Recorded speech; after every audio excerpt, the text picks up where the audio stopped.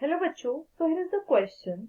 हमें यहाँ पर एग्रीकल्चरल जो लैंड है उसके बारे में, डेवलपमेंट के बारे में बताया है कि बहुत सारे सोर्सेज हैं इरिगेशन करने के लिए और बहुत सारे जो फार्मर्स हैं वो नेचुरल फर्टिलिटी मानसून पर डिपेंड रहते हैं।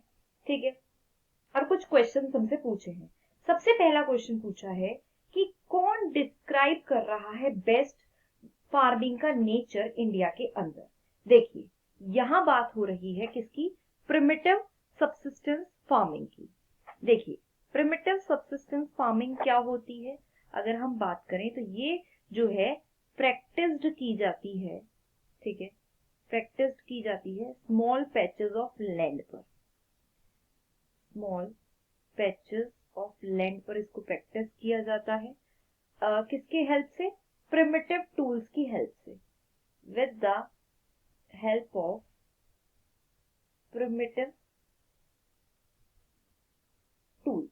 ठीक है, उसको हम प्रिमिटिव सबसिस्टेंस फार्मिंग बोलते हैं।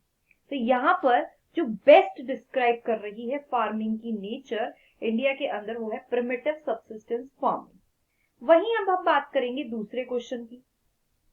Dash farming is essential for meeting the needs of growing population. ये वाली जो फार्मिंग है ये बहुत इंपॉर्टेंट है कि जो बढ़ती जनसंख्या है उसकी पॉपुलेशन की जो नीड्स है उससे क्या कर सके, उससे मीट कर सके।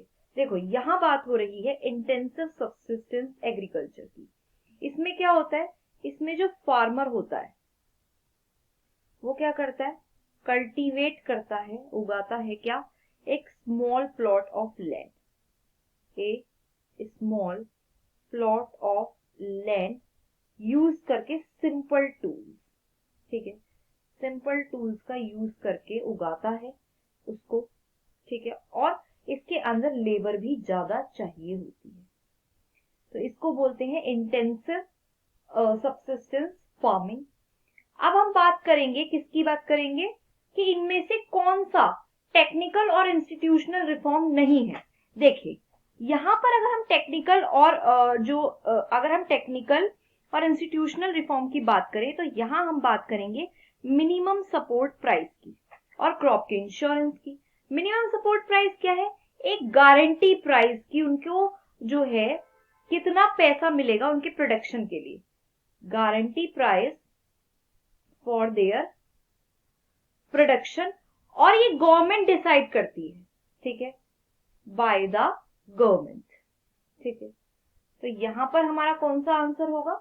यहां पर हमारा जो है ए ऑप्शन होगा, क्रॉप की इंश्योरेंस और minimum support price.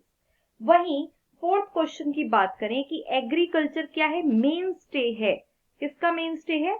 Indian economy का। क्यों? देखो, एग्रीकल्चर जो है वो मेन स्टे है इंडियन इकोनॉमी का, क्योंकि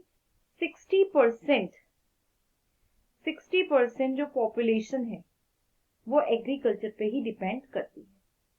60% जो पॉपुलेशन है वो डिपेंड करती है किस पे? एग्रीकल्चर पे इंडिया के अंदर। That means option number B यहाँ पर करेक्ट है। तो यहाँ पर हमने चारों ही क्वेश्चंस को देखा, चारों क्वेश्चंस के पीछे रीजंस को जाना। I hope you understand the question. Thank you.